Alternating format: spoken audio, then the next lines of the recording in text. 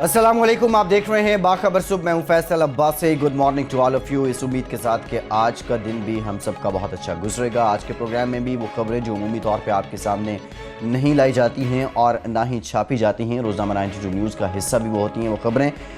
जो आप से पर्दे में रखी जाती हैं। इस तरह की खबरें आज के प्रोग्राम में भी आपसे शेयर करेंगे। मुल्क के मुख्तलिफ शहरों से हमारे नुमाइंदगान हमारे साथ मौजूद हैं। लाहौर से अनवर सुमरा हमारे साथ मौजूद हैं, इसके साथ साथ लाहौर से ही गौहर अली हैं। कराची से वकील रहमान, इस्लामाबाद स्टूडियोज़ में मेरे साथ मौजूद हैं सैयद नवीद जमाल, इकराम होती और senior correspondent 92 news Suhail Iqbal भट्टी। तमाम नुमाइंदगान का बहुत शुक्रिया। सबसे पहले इंतहाई अहम मामला, 6 माह गुजर गए,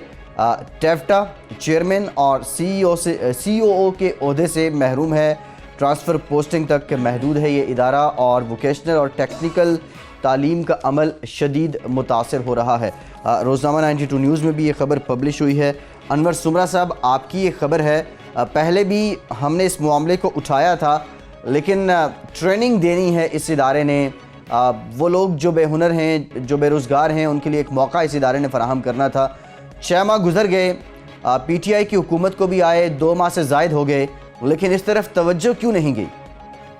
जी भाई साहब, बात यह है कि पंजाब की जो हुकूमत थी, इसने 1999 में एक अदारा कैंप किया जिसका नाम टेफ्टा है। इस अदारे का मकसद ये था कि सूबे में हुनरमंद अफराद जो है, अफरादी क़ुव्वत पैदा की जाएगी। सनतों की डिमांड के मुताबिक जो है वर्क फोर्स जो है वो उसको स्किल दी जाएगी और इसके अलावा जो है गुर्बत के ख़ात्मे में ये जो है मददगार साबित होगी और हुनरमंद अफराद जो हैं वो अपना कारोबार कर सकेंगे। अब सूरत हाल ये है कि जो मौजूदा हुकूमत है पाकिस्तान तहरीक इंसाफ की, इसको भी आए 3 माह हो चुके हैं। जुलाई में जो है साबका जो चेयरमैन थे इरफान कैसर शेख, जो सियासी तौर पर साबका हुकूमत ने उनको लगाया हुआ था, वो 4 साल इस अदारे के सरबराह रहे, उनको जुलाई में फ़ारिग कर दिया गया। इसी तरह जो COO थे, चीफ़ ऑपरेटिंग ऑफिसर थे, उनको भी जुलाई में ट्रांसफ़र कर दिया गया। अब तकरीबन 6 माह हो चुके हैं, जिनमें 3 माह तहरीक इंसाफ की हुकूमत को हो चुके हैं। सूबे में हुनरमंद अफरादी क़ुव्वत पैदा करने वाला इदारा जो है वो अपने सरबराह से महरूम है और जो अहम इंतज़ामी अमूर हैं, इसके अलावा माली अमूर हैं,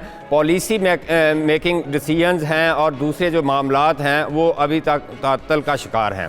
इमरान खान की जब हुकूमत पाकिस्तान में आई, तहरीक इंसाफ ने ये ऐलान किया, इमरान खान ने ये ऐलान किया कि हम अपने जो बेरोज़गार नौजवान हैं, जो 60% हमारे पॉपुलेशन के हैं, उनको हुनर देंगे ताकि वो हुनरमंद सीख कर अपना कारोबार कर सकें, जिससे अल्टीमेटली गुर्बत में जो है वो कमी वाक़या होगी। लेकिन पंजाब की जो हुक्मरान हैं या पंजाब की जो हुकूमत है, उसकी कारकर्दगी का अंदाज़ा आप इससे लगा लें कि एक वो अदारा जहाँ तकरीबन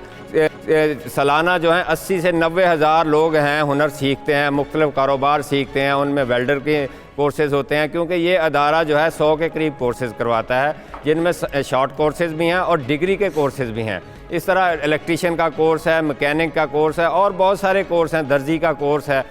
लेकिन ये अदारा जब इसका सरबराह नहीं है, तो अब ये अदारा जो है जब से ये हुकूमत आई है सिर्फ ट्रांसफ़र पोस्टिंग तक महदूद हो गया है, क्योंकि जो पॉलिसी डिसीजंस हैं जिनमें आपको चीफ़ ऑपरेटिंग ऑफिसर की इनपुट चाहिए होती है, जिनमें आपको चेयरमैन टेफ्टा की इनपुट चाहिए होती है, क्योंकि ये इंडिपेंडेंट अदारा है, गवर्नमेंट में ये ख़ुद मुख्तार अदारा है और इसका 3 अरब का सालाना बजट है, उस पर डिसीजन ना होने की वजह से ये इसकी कारकर्दगी बहुत मुतासर हो रही है और हुनरमंद अफरादी क़ुव्वत जो सनतों की जो ज़रूरत के मुताबिक पैदा होनी थी वो पैदा नहीं हो रही, क्योंकि 6 माह के कोर्सेज़ ऐसे कोर्सेज़ हैं जिनमें आप ट्रेंड करके किसी बच्चे को या किसी भी स्टूडेंट को आप हुनर देकर उसको मार्केट में फेंकते हैं और वो मार्केट की डिमांड के मुताबिक आप उसको तैयार करते हैं। इसके अलावा इसकी एक और सूरत हाल ये है कि 2017 में वर्ल्ड बैंक ने इसकी एक स्टडी की थी जिसने रिकमेंड किया था कि ये वो अदारा है जिसमें बहुत पोटेंशियल है, लेकिन यहाँ पर मतरूक कोर्सेज़ पढ़ाए जा रहे हैं और इनके पास जो टेक्नोलॉजी है वो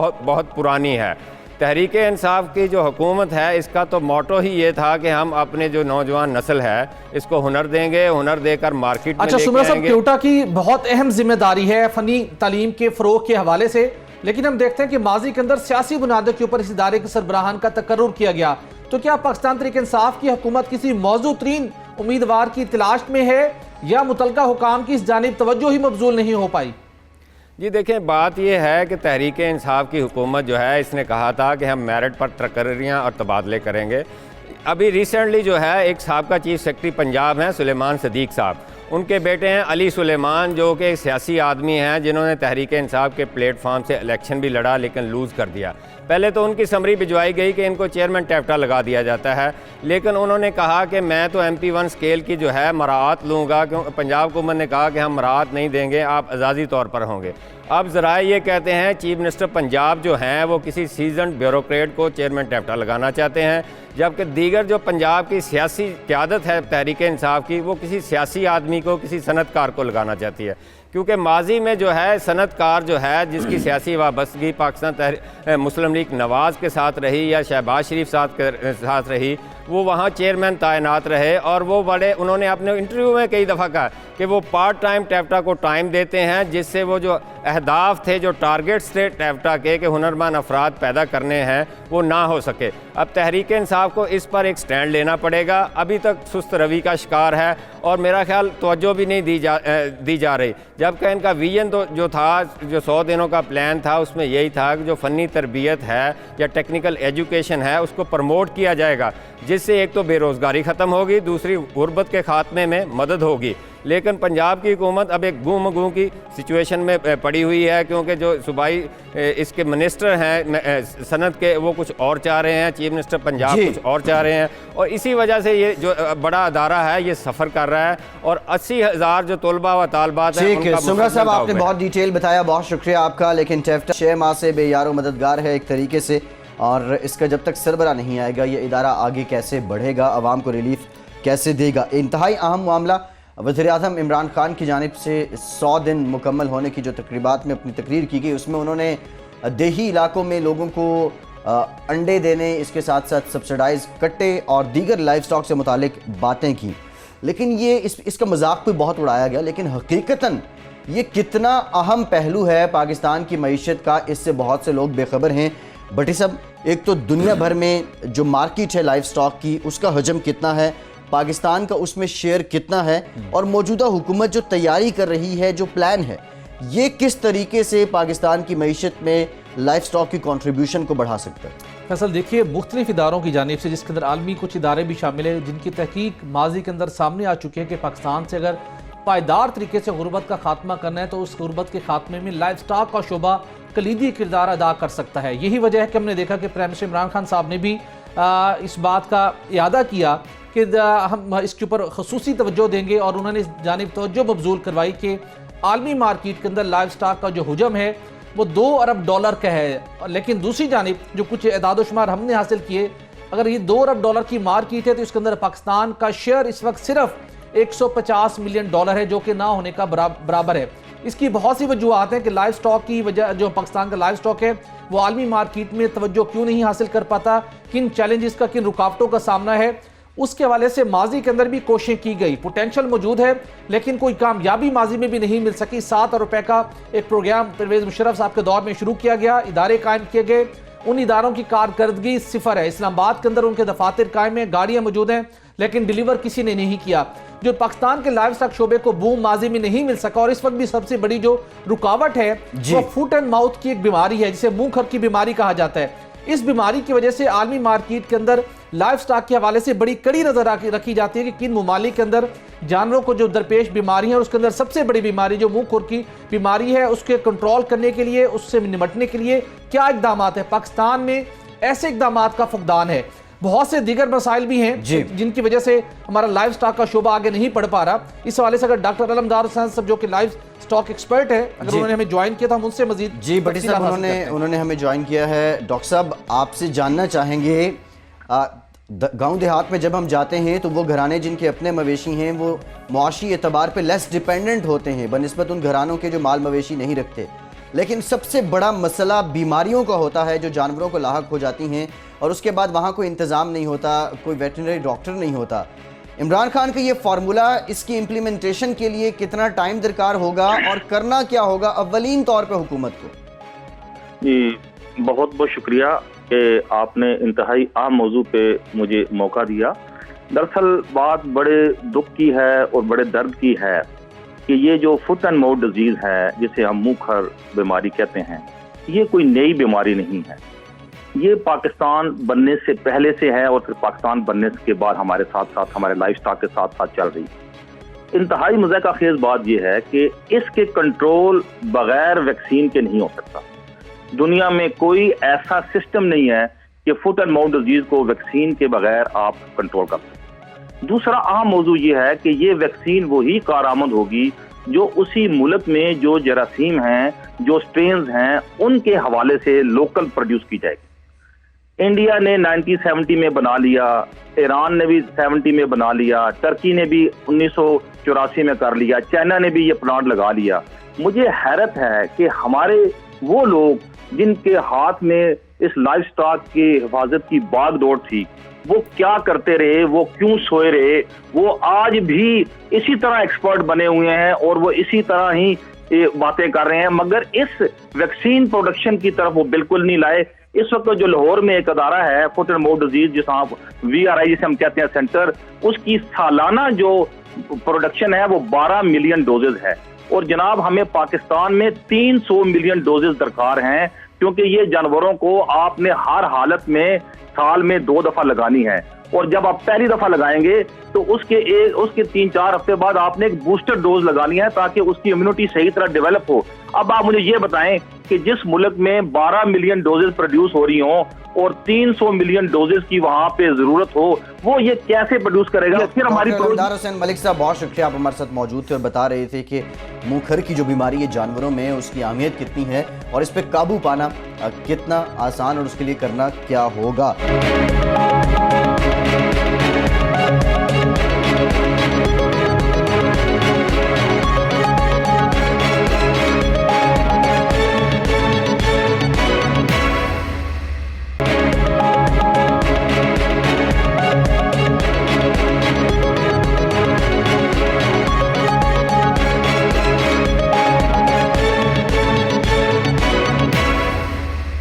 انتہائی اہم معاملہ، ملک بھر میں تجاوزات کے خلاف آپریشن جاری ہے اور انسداد تجاوزات آپریشن کراچی میں سب سے زیادہ اس کی ہائپ بھی رہی۔ وکیل الرحمان ہمارے ساتھ موجود ہیں۔ وکیل، آپ کی خبر ہے کہ چھوٹے جو پتھارے دار ہیں ان کے خلاف تو آپریشن ہو رہا ہے، لیکن سائٹ ایریا میں جو بڑے صنعت کار ہیں انہوں نے جو قبضے کر رکھے ہیں اس کے خلاف کچھ بھی نہیں ہو رہا۔ کیا یہ انسداد تجاوزات سیل کی ملی بھگت سے ہو رہا ہے؟ پتھارے دار جو ہیں ان کو تو ہٹایا جا رہا ہے، صنعت کاروں نے کچھ لے دے کر کے معاملہ طے کر لیا ہے؟ دیکھیے، میں آپ کو یہ بتا دوں کہ سائٹ کا جو صنعتی علاقہ ہے یہ پاکستان کا سب سے بڑا صنعتی علاقہ ہے، جس میں تقریباً 2500 کے قریب اس میں صنعتیں ہیں، اور اس کی جو انتظام سنبھالنے کے لیے ایک ادارہ سائٹ لمیٹڈ کے نام سے کام کر رہا ہے، جو ایک خود مختار باڈی ہے۔ سائٹ لمیٹڈ کو جب کراچی میں تجاوزات کا یہ آپریشن شروع کیے گئے ہیں تو اس میں جو جتنے ادارے تھے کراچی میں، مختلف KMC اور دوسرے DHA، جتنے ادارے ہیں جن کے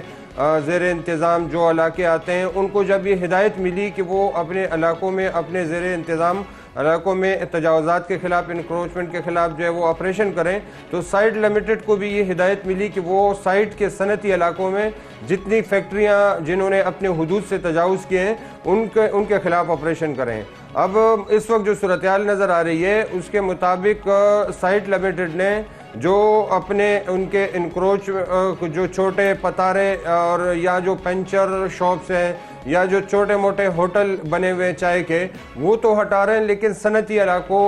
یہ جو فیکٹری ہیں ان کے خلاف ابھی تک جو ہے وہ کوئی ایکشن نظر نہیں آ رہا۔ اس سلسلے میں جب ہم نے بات کی تو وہ ہمیں اندرونی ذرائع سے معلوم ہوا ہے کہ یہ جو صنعت کار بڑے جو ہے بااثر سیاسی بیک گراؤنڈ کے حامل بڑے لوگ ہیں، جب اس لیے سائٹ لمیٹڈ ان پر ہاتھ ڈالنے سے کترا رہے ہیں اور وہ کوشش کر رہے کہ کسی طریقے سے اس معاملے کو ٹالا جائے۔ اس سلسلے میں سائٹ لمیٹڈ کی طرف سے متعلقہ حکام، کمشنر کراچی اور دوسرے اداروں کا ایک لیٹر بھی لکھا گیا ہے، جس میں صورتحال سے آگاہ کیا گیا ہے کہ سائٹ میں جو تجاوزات ہیں، جن فیکٹریوں نے اپنے حدود سے تجاوز کیا ہے، وہ ان میں یہ لوگ اس سیاسی بیک گراؤنڈ کے لوگ اور اس سیول بیوروکریسی یا اس طرح کے جو بڑے لوگ ہیں، وہ ان کی براہ راست فیکٹریاں ہیں یا ان کے عزیز اقارب کی فیکٹریاں ہیں، اس لیے اگر ہم آپریشن کرتے ہیں تو اس میں جو ہے مزاحمت آ سکتی ہے، اس لیے وہ چاہتے ہیں کہ وہ اس معاملے کو اوپری سطح پر یعنی بڑوں کے اس پہ جو ہے بڑے اداروں کے اور اس کے تعاون سے اس آپریشن کو آگے بڑھائیں، اور وہ خود اس معاملے کو اپنے سر نہیں لینا چاہتے ہیں۔ دوسرے یہ سائٹ لمیٹڈ کے سائٹس جو صنعتی علاقہ ہے یہ بہت پھیلا ہوا علاقہ ہے، اس کے اطراف میں کئی آبادیاں بھی ہیں، یہ شیر شاہ، اورنگی ٹاؤن، میٹرویل اور یہ آکے منگو پیر، یہ پورا پھیلا ہوا علاقہ ہے۔ اس میں آپریشن کے لیے یہ بھی کہا گیا ہے کہ اس کے لیے جو ہے بڑے فورس چاہیے ہوگی، اور اس کے لیے جو ہے دوسرے اداروں سے اور اس کے مقابلے میں زیادہ جو ہے وہ انتظامات کرنے پڑیں گے۔ اچھا، یہ جو آپریشن نہیں کیا جا رہا ہے یہ بڑے صنعت کاروں کے خلاف، اس میں جو ہے ذرائع یہ بھی بتا رہے ہیں کہ اگر یہ اس میں اسی طریقے سے اگر یہ التوا اس میں سستی کی گئی تو اس کا اثر کراچی بھر میں جو آپریشن چل رہا ہے اس پر بھی ہوگا، کیونکہ وہ چھوٹے تاجروں کی طرف سے بھی یہ سوال سامنے آ سکتا ہے، وہ بھی یہ اعتراض کر سکتے ہیں کہ جب بڑے لوگوں کو چھوڑ کر چھوٹے لوگوں پر جو آپریشن کیا جا رہا ہے تو وہ اس کو ایک ظلم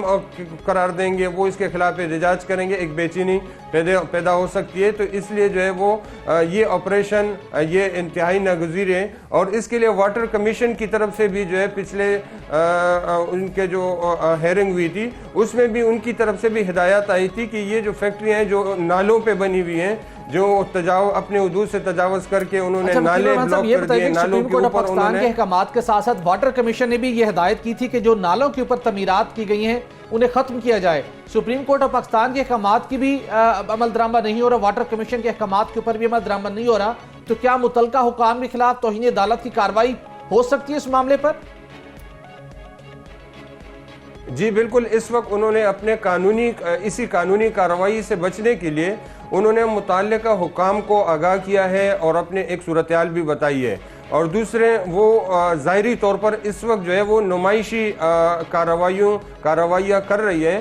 سائٹ لمیٹڈ کے جو حکام ہیں، جو ان کا جو آپریشن عملہ ہے، وہ اس وقت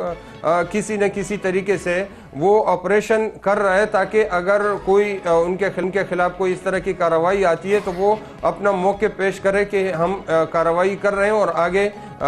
یہاں تک بھی جائیں گے۔ لیکن جو سامنے نظر آ رہا ہے ابھی تک جو ہے وہ یہ جو بڑی فیکٹریاں ہیں جو نالوں کے اوپر بنی ہوئی ہیں، جس کی وجہ سے وہ بڑا جو سیوریج کا نظام ہے وہ بھی ڈسٹرب ہے، اور اس کی وجہ سے وہ بڑے مسائل پیدا ہو رہے ہیں۔ انہوں نے کمرشل استعمال بھی شروع کر دیا ہے اپنے صنعتی علاقوں کے قریب، جس کی ممانعت ہے کہ آپ صنعتی پلاٹ کو وہ کمرشل یوز نہیں کر سکتے ہیں، لیکن کئی فیکٹریوں میں انہوں نے جو ہے اس میں کینٹین قائم کر دیے ہیں۔ پھر اسی طرح جنریٹر رکھنے کے لیے جو ہے انہوں نے وہ باہر جو ہے وہ جگہ گھیر لی ہے، تو وہ ابھی جو ہے وہ توہین عدالت کی کارروائی اس صورت میں ہوگی کہ جب وہ بالکل جو ہے ہاتھ پر ہاتھ رکھ کر بیٹھ جائیں، لیکن وہ اس وقت جو ہے وہ نمائشی کارروائیوں کے ذریعے سے اپنے آپ کو جو ہے کسی طریقے سے جسٹیفائی کرنے میں مصروف ہے۔ جی تو جسٹیفائی تو یہ کر رہے ہیں، تو کوئی امکان دکھائی دیتا ہے کہ الٹیمیٹلی چونکہ سپریم کورٹ پاکستان کے تو واضح احکامات ہیں، کوئی ان کو کوئی ٹائم لائن دی جائے کہ یہ مقررہ وقت ہے اس کے اندر جو آپ نے کمرشل ایکٹیویٹیز جن جگہوں پر شروع کی ہے وہ ہٹا دیں، ان کو ریموو کر دیں اپنے سیلف انیشیٹو کے تحت؟ کوئی اس بات کا امکان ہے یہ ہر دھرمی پر قائم رہیں گے اور یہ تجاوزات یوں ہی قائم رہیں گی؟ اس میں اب یہ جو تجاوزات کے خلاف یہ جو موو ہے، اس میں یہ پہلی بار جو ہے تھوڑی سی امید پیدا ہو گئی ہے کہ اس سے پہلے بھی اس طرح کے آپریشن ہوتے رہے، لیکن سائٹ میں یہاں پر سائٹ لمیٹڈ کو مکمل طور پہ ناکامی کا سامنا کرنا پڑا ہے۔ لیکن اس وقت جو پورے ایک صورتحال بنی ہے، ایک امید ہے کہ شاید اگر وہ متعلقہ جو اس کے ادارے ہیں سیکورٹی سے متعلق بھی اور دوسرے سول انتظامیہ بھی جو ہے وہ کمشنر اگر وہ سپورٹ کریں تو اس وقت امید ہے کہ شاید وہ یہ آپریشن ہو سکے۔ تو یہ ماضی کے مقابلے میں تھوڑی سی صورتحال سائٹ لمیٹڈ کے فیور میں، اور سائٹ لمیٹڈ کو بھی جو ہے یہ نظر آ رہا ہے کہ اگر جو ہے وہ سپورٹ میں وہ اپنے یہ جو کام کافی عرصے سے نہیں کر پا رہے، شاید وہ یہ کام اس بار ہو سکے۔ صحیح، ٹھیک۔ وکیل الرحمان بہت شکریہ آپ کا۔ ایک بریک لیں گے، بریک کے بعد کچھ دیگر خبروں اور معاملات پہ بات کرتے ہیں۔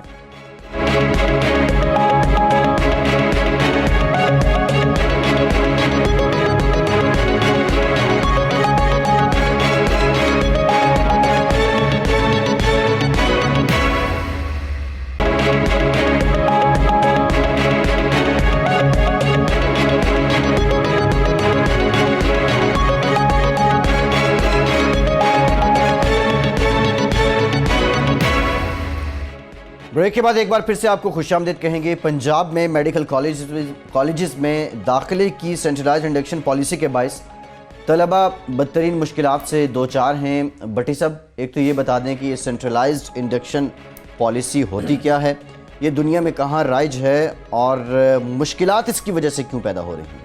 दरअसल इसलिए मुश्किलात पैदा हो रही हैं कि पहली मरतबा पंजाब में जो मेडिकल कॉलेजेस में और दीगर सूबों के अंदर भी जो अब मेडिकल कॉलेजेस में एडमिशन का सिलसिला शुरू हुआ है वो सेंट्रलाइज्ड इंडक्शन पॉलिसी के तहत हुआ है। और इसके अंदर पंजाब के अंदर सबसे ज़्यादा तलबा को मुश्किलात का इस वक्त सामना है। सेंट्रलाइज्ड इंडक्शन पॉलिसी बुनियादी तौर पर यह है कि यूनिवर्सिटी ऑफ हेल्थ साइंसेज जो पंजाब के अंदर सरकारी मेडिकल कॉलेजेस के अंदर जितने एडमिशन होने हैं पहले मरले के अंदर जो एक मेरिट लिस्ट सामने बन के आई जिसके अंदर जो एग्रीगेट परसेंटेज सामने है वो 79% से लेके 89% तक थी। यूनिवर्सिटी ऑफ हेल्थ साइंसेज के ज़रिए पंजाब भर के अंदर जो पहले सरकारी मेडिकल कॉलेजेस थे जिनकी तादाद तकरीबन 12 के लगभग है, इन मेडिकल कॉलेजेस में एडमिशन का सिलसिला शुरू हुआ। मेरिट का जो तयन था वो यूनिवर्सिटी ऑफ हेल्थ साइंसेज ने किया।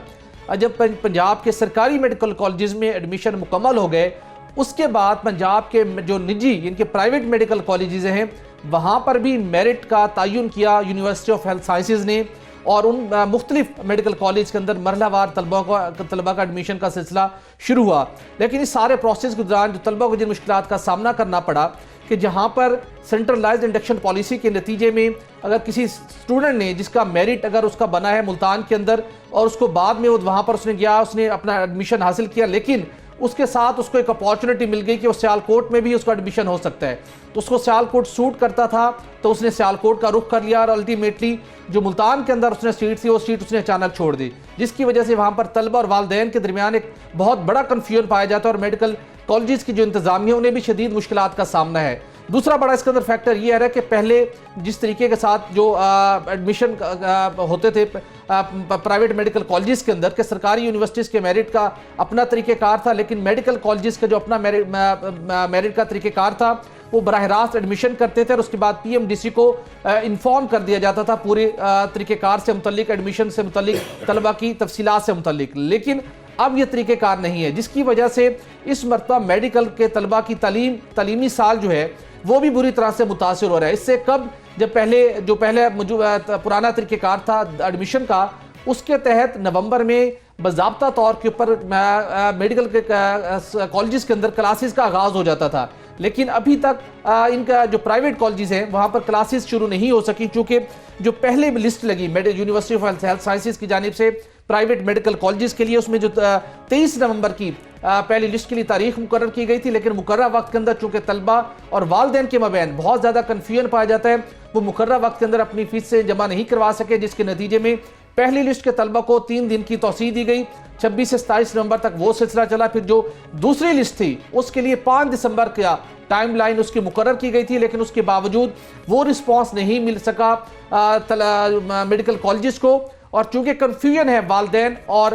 स्टूडेंट्स के दरमियान कि उन्होंने किस कॉलेज में किस तरीके से किस स्टेज पर जाके उन्होंने एडमिशन को हासिल करना है, अब 5 दिसंबर की डेडलाइन को भी तौसीह कर दिया गया कि अब तलबा को कहा गया कि आप 10 से 12 दिसंबर तक अपनी फीसें जमा करवा सकते हैं। दूसरा इंपॉर्टेंट पॉइंट ये है कि अमेरिका के अंदर 116 खुद मुख्तार मेडिकल कॉलेजेस है, लेकिन वहां पर सेंट्रलाइज्ड इंडक्शन की पॉलिसी नहीं है एडमिशन से मुतल्लिक। भारत में भी ऐसा कोई निज़ाम मौजूद नहीं है, तो शदीद मुश्किलात का सामना है। और लास्ट इंपॉर्टेंट पॉइंट कि बहुत से मेडिकल कॉलेज जो एक्ट ऑफ पार्लियामेंट के तहत रजिस्टर्ड कायम किए गए उन्हें कानूनी तौर के ऊपर इख्तियार हासिल है कि वो बराह रास्त एडमिशन कर सकते हैं, लेकिन इस नई सेंट्रल इलेक्शन पॉलिसी के तहत उनको भी मजबूर कर दिया गया कि आप बराह रास्त एडमिशन नहीं कर सकते। बैरून मुल्क से आने वाले तलबा को भी उनके लिए भी मेरिट मुकर्रर किया गया, उन्हें भी एडमिशन हासिल करने में मुश्किलात का सामना है। तो बुरी तरह से मुतासिर हो रहा है ये मेडिकल का तालीम का निज़ाम। इस सारे प्रोसेस के ऊपर रिव्यू करने की ज़रूरत है और तलबा ने और उनके वालिदैन ने जो हमसे मुख्तलिफ वालिदैन ने रजू किया कि वो परेशानी से दो चार है, उनके बच्चों का मुस्तकबिल मुतासिर हो रहा है, सेंट्रल इंडक्शन पॉलिसी को रिव्यू करने की अशद ज़रूरत है। ठीक, भट्टी साहब आपने बहुत डिटेल में बताया। एक और अहम मामला है, पाकिस्तान में एक कल्चर है कि जब तरक्याती मंसूबे शुरू किए जाते हैं तो उनको तूल दिया जाता है, और जो इंटरनेशनल स्टडीज़ हैं वो ये बताती हैं कि तूल का मकसद बुनियादी तौर पर करप्शन करना होता है। सरकारी मंसूबों में बेज़ाब्तियों की तहकीकात के लिए जो पंजाब हुकूमत की कमेटी है अब उसका दायरा कार वसी हो गया है, और ये खबर रोज़नामा 92 न्यूज़ में फ्रंट पेज पे भी है। गौहर अली की ये खबर है। गौहर, आपसे जानना चाहेंगे अब क्या तरजीहात तय की गई हैं इस कमेटी की जानिब से? جی اس کمیٹی کا جو گزشتہ اجلاس ہوا تھا اس میں 9 مختلف محکموں کو طلب کیا گیا تھا اور ان محکموں نے اپنی کارکردگی پیش کی اور بتایا کہ ان منصوبوں کی تاخیر کی کیا وجوہات ہیں. لیکن دلچسپ بات یہ ہے کہ ان 9 محکموں میں سے کسی بھی محکمے کا سیکرٹری کمیٹی کے سامنے پیش نہیں ہوا. اس طرح بیوروکریسی کا روایتی طریقہ کار ہے کہ وہ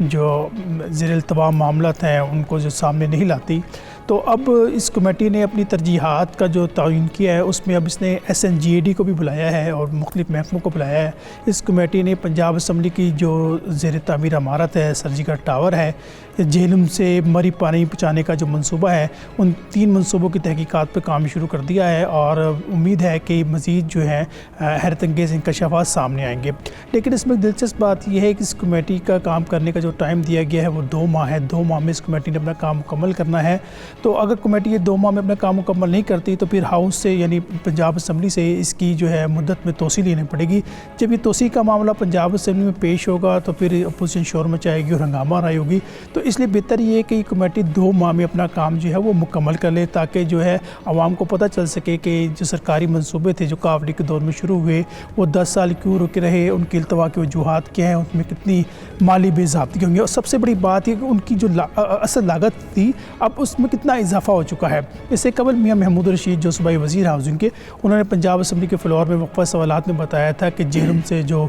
مری پانی پہنچانے کا منصوبہ تھا اس میں اربوں روپے کی لاگت میں اضافہ ہو چکا ہے. تو یہ بڑا حیرت انگیز انکشافات کیے انہوں نے فلور آف دی ہاؤس پہ. تو انہوں نے بتایا کہ پائپ وہاں پڑے ہیں اور مطلب یہ سارا ایسا لگتا تھا جیسے سارا جان بوجھ کر کیا گیا ہے.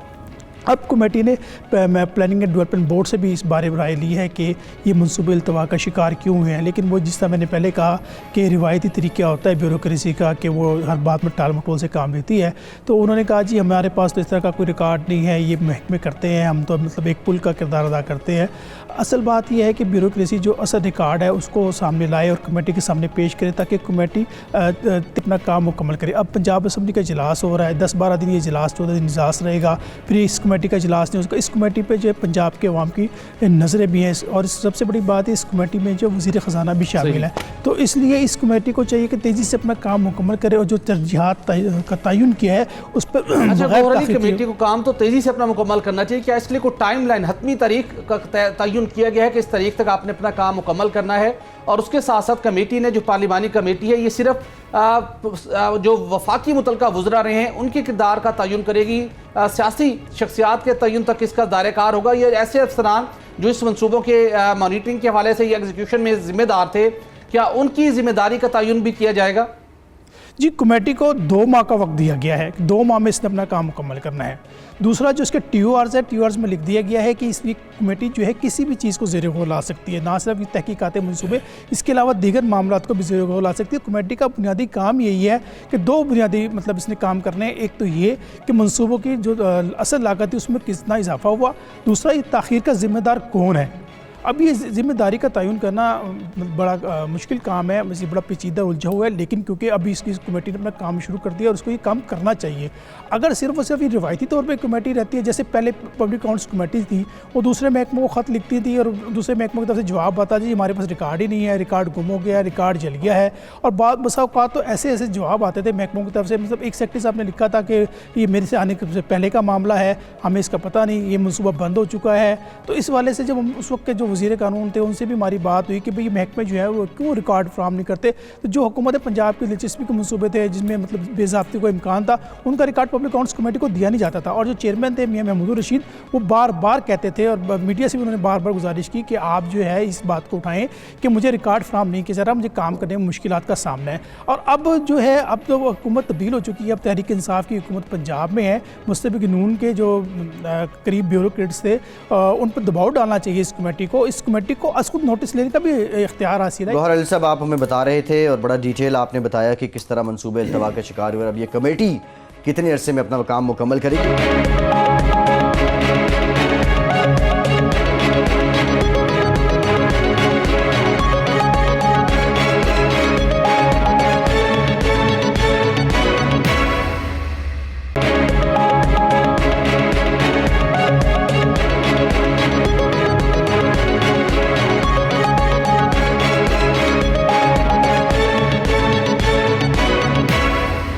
देखिए एक और इंतहाई अहम मामला है, कल भी हमने इससे मुतालिक बात की थी, रोज़नामा 92 न्यूज़ में भी ये खबर आज पब्लिश हुई है। सुप्रीम कोर्ट की पाबंदी के बावजूद कैप्टिव पावर प्लांट्स को 18 अरब रुपए सब्सिडी की सिफारिश कर दी गई है। बड़ी साहब, ये तो अब हुकूमत को इम्तिहान में नहीं डाल दिया गया? एक जानिब सुप्रीम कोर्ट का हुक्म है कि सब्सिडाइज़ नहीं किया जाएगा, गैस नहीं फराहम की जाएगी, दूसरी जानिब अब सिफारिश कर दी गई है। फैसल, बिल्कुल आपने दुरुस्त कहा, और यही हमारी खबर है जो कि हमें सरकारी दस्तावेज़ मसूल हुई, और पासर कैप्टिव पावर प्लांट्स के मालकान ने वजारत ख़जाना को कायल किया, और वजारत ख़जाना की हिदायत पर पेट्रोलियम डिवीज़न ने ये समरी वफाकी काबीना के लिए तैयार करके रूल्स ऑफ बिजनेस पर अमल दरामद किए बगैर, मुख्तलिफ वजारतों से आरा हासिल किए बगैर ये समरी वफाकी काबीना को अरसाल की। और आज वफाकी काबीना का एक कड़ा इम्तिहान है कि वो सुप्रीम कोर्ट ऑफ पाकिस्तान के 2013 का जो एक वाज़े तौर के ऊपर फैसला दिया गया था कि हुकूमत किसी सूरत कैप्टिव पावर प्लांट को सस्ते दाम के ऊपर गैस फराहम ना करे। जैसा कि हमने पहले अपने प्रोग्राम में बताया था कि कैप्टिव पावर प्लांट्स के क़याम का मकसद माजी में ये था कि मुख्तलिफ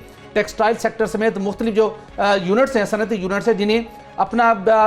कारखाने चलाने के लिए, बिला तात्तुर चलाने के लिए उन्हें अनइंटरप्टेड बिजली की ज़रूरत थी। माजी के अंदर बिजली की किल्लत का सामना था, ताहम इस वक्त बिला तात्तुर इस इंडस्ट्रियल सेक्टर को बिजली की फराहमी यकीनी बनाई जा सकती है। ताहम दूसरी जानिब ICC ने पहले फैसला किया था कि जो दरामदी गैस है जो $12.73 फी MMBTU कर हासिल करते हैं, वो 5 जीरो रेटेड सेक्टर को, जिसके अंदर टेक्सटाइल का सेक्टर भी शामिल है, वो सस्ते दाम पर दी जाएगी $6.5 फी MMBTU के ऊपर। लेकिन कैप्टिव पावर प्लांट्स को बिजली बनाने के मकसद के लिए ये गैस सस्ते दाम पर नहीं दी जाएगी। कैप्टिव पावर प्लांट्स के मालकान ने वजारत ख़जाना को कन्विंस किया, समरी पेट्रोलियम डिवीज़न के ज़रिए से वफाकी काबीना को अरसाल की गई, और हैरान कुन तौर के ऊपर इस समरी में सुप्रीम कोर्ट ऑफ पाकिस्तान का 2013 के फैसले को इनकॉर्पोरेट किया गया है, जिसमें बताया गया कि सुप्रीम कोर्ट ऑफ पाकिस्तान ये करार दे चुकी है कि कैप्टिव पावर प्लांट्स को सस्ते दाम के ऊपर कौमी ख़जाने से रकम जारी करके गैस फराहम नहीं की जाएगी, और इनको गैस फर्स्ट प्रायोरिटी पर भी नहीं दी जाएगी, बल्कि सबसे पहले डोमेस्टिक, कमर्शियल, इंडस्ट्रियल सेक्टर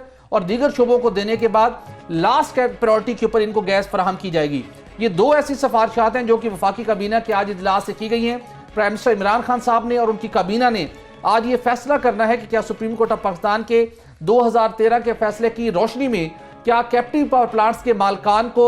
महंगी गैस फराहम करके उसके ऊपर सब्सिडी अदा करके उनको बिजली पैदा करने की इजाज़त दी जा सकती है। अगर ये इजाज़त दी जाती है तो यकीनी तौर के ऊपर कि सुप्रीम कोर्ट ऑफ पाकिस्तान के हुक्म की खिलाफ वर्जी होगी। और इसी समरी के अंदर ये भी बताया गया है कि एप्टमा ने अब ये फैसला किया है कि सुप्रीम कोर्ट ऑफ पाकिस्तान के इस फैसले के खिलाफ नज़रसानी की दरख्वास्त दायर की जाए। इंटरेस्टिंगली जो ICC का फैसला था, वफाकी हुकूमत का ऑब्जेक्टिव ये था कि जो हमारी 5 जीरो रेटेड सेक्टर हैं, टेक्सटाइल, कारपेट, लेदर और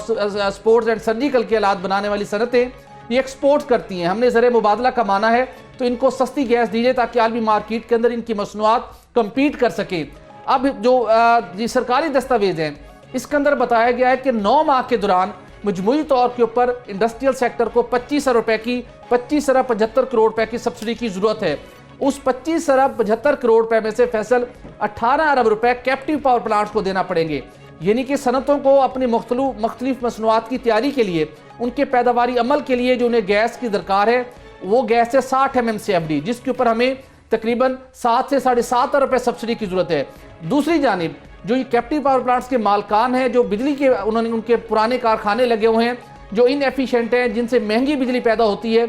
उनको बिजली पैदा करने के अमल के लिए हमें 18 अरब रुपए से ज़ायद की सब्सिडी देना पड़ेगी। वफाकी काबीना ने आज हतमी तौर के ऊपर फैसला करना है, और पावर डिवीज़न ने ये पहले राय भी दी थी कि हमारे पास most efficient RNG based power plant मौजूद है, वहाँ से हम सस्ती बिजली पैदा करके इन सनती यूनिट्स को बिला तत्तुल बिजली फराहम कर सकते हैं, लेकिन उनकी इस तजवीज़ पर गौर नहीं किया गया। लेकिन हतमी फैसला आज वफाकी काबीना ही करेगी। ठीक है, देखते हैं बड़ी साहब ये उलझाओ कैसे अब खत्म होता है, काबीना क्या मंजूरी देती है या नहीं। एक और इंतहाई अहम मामला है, 9 साल पहले एक स्कीम लॉन्च की गई, और ये स्कीम थी federal government employees housing foundation के नाम से, जिसने यहाँ इस्लामाबाद में फेडरेशन में काम करने वाले मुलाजमीन को घर फराहम करने थे, प्लॉट्स फराहम करने थे। 9 साल हो गए, तरक्याती काम शुरू ना हो सका। सैयद नवीद जमाल साहब की ये खबर है, रोज़नामा 92 न्यूज़ में ये खबर भी मौजूद है। नवीद जमाल साहब, 9 साल हैं, वजह क्या है, तरक्याती काम शुरू क्यों ना हो सका, और जो अलॉटीज़ हैं क्या उनकी अदायगियाँ मुकम्मल हो चुकी हैं? बिस्मिल्लाहिर्रहमानिर्रहीम।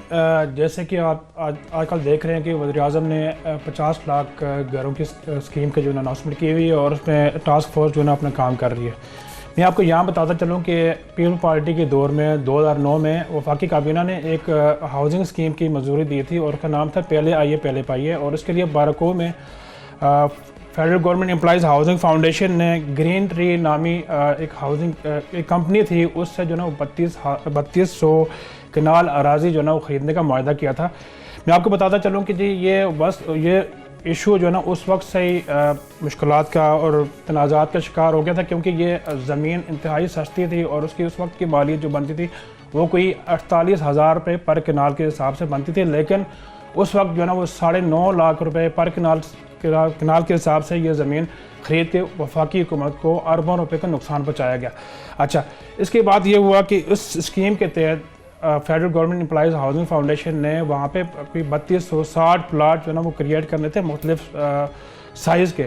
اس کے لیے انہوں نے اسکیم لانچ کی اور فیڈرل گورنمنٹ امپلائیز کی طرف سے کوئی 35,000 سے زائد جو ہے نا ممبرشپ رجسٹرڈ ہوئی، اور اس سلسلے میں چونکہ انتہائی قیمتی زیادہ ریٹس میں یہ زمین خریدی گئی تھی، معاہدہ ہوا تھا، تو اس وقت سے یہ ایشو ایک متنازع شکل اختیار کر گیا تھا۔ اس کے بعد پھر یہ نیب نے اور پھر سپریم کورٹ نے اور پی ایس سی نے بھی اس کو ٹیک اپ کیا اور یہ چلتا رہا۔ میں آپ کو بتاتا چلوں کہ پیپل پارٹی کے دور میں وفاقی وزیر تھے جے یو آئی کے رحمت اللہ کاکڑ، اور اس وقت کے جو وفاقی سیکرٹری تھے جی ایم سکندر، اور federal government employee housing foundation کے ڈی جی تھے اس وقت کے شہر افضل، وہ اس میگا اسکینڈل میں ملوث تھے، لیکن آج تک جو ہے اس حوالے سے جتنی بھی تحقیقات ہوئی ہیں آج تک کسی کو مورد الزام ٹھہراتے ہوئے ان کے خلاف ایکشن نہیں لیا گیا۔ آج چونکہ 9 سال اس اسکیم منصوبے کو گزر گئے ہیں، لیکن ابھی تک اس اسکیم پر فزیکلی کام شروع نہیں ہوا، کیونکہ درمیان میں یہ معلوم ہوا کہ وہاں جو اسکیم ہے وہ نالے اور کھائیوں پر مشتمل ہے، اور وہاں پہ جو فیزیبل ہی نہیں ہے ہاؤسنگ اسکیم کے لیے، اور اس پہ نیسپاک نے بھی ورکنگ کی، اور نیسپاک نے یہ کہا کہ جو 3200 کنال اراضی جو کا معاہدہ ہوا ہے وہاں پہ اتنے پلاٹ کریٹ نہیں کیے جاتے۔ اس کے بعد پھر دوبارہ 700 کنال مزید اراضی جو نا ہاؤسنگ فاؤنڈیشن کو دی گئی، اور لیکن اس سلسلے میں ایک میجر جو ایشو تھا، کیونکہ یہ اسلام آباد ایکسپریس وے جو مری کی طرف جا رہا ہے، تو انگوری کے مقام پہ کوئی 4 کلومیٹر اندر یہ ہاؤسنگ اسکیم تھی، اور اس کے لیے جو راستہ دینا تھا، کیونکہ رولز کے مطابق جو کسی بھی ہاؤسنگ اسکیم کے لیے 100 فٹ کا راستہ ہونا چاہیے، اور اس کمپنی کے پاس 100 فٹ کا راستہ نہیں تھا۔ پھر یہ چلتا رہا، ایشو چلتا رہا۔ اب جو نا وہ گرین ٹری ہاؤسنگ اسکیم جو کمپنی ہے وہ 100 فٹ راستہ انہوں نے تلاش کر دی، اور 4